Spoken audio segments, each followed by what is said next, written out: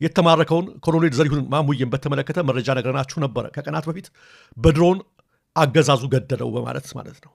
ኮሎኔሉ በድሮን ጥቃት ከመገደለው በፊት ከተማረከበት ቀጠና ወደ ሌላ ቀጠና በዚህ መልክ ነበር ፋኖች ሲያጓጉዙት የነበረው ተሸክመው ማለት ነው።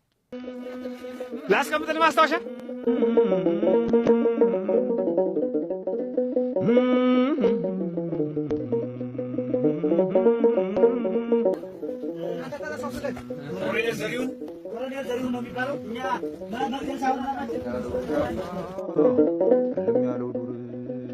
ነገር ግን በጣም ነውረኛ የብልጽግና ቡድን ህዳር 10 ቀን 2018 ዓ.ም በጊዜያዊ የምርኮኛ መቆያ ማዕከል ላይ በፈጸመው የድሮን ጥቃት ኮሎኔሉን ገድሎታል። በደረሰ መረጃ መሰረት በዘመቻ አባናዳው የተማረከው ኮሎኔሉ ከቁስሉ አገግሞ መንቀሳቀስ የጀመረ ነው የድሮን ጥቃቱ የተፈጸመበት።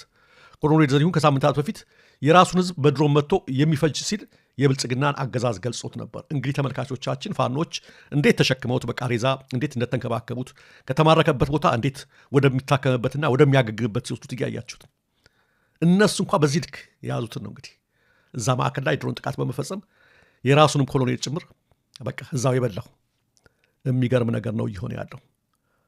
ቤተ መንግስት ገብቶ የሸፈተ ሽፍታ ምንለው ለዚህ ነው። ተቃዋሚ ናቸው የሚባሉት አማጺ ናቸው የሚባሉት ፋኖች በወታደራዊ ህግ መሰረት እንደዚህ ሲያደርጉ ሲንከባከቡ የራሱ ምርኮኞች ሳይቀር የሚፈጅ ኃይል ማለት ነው።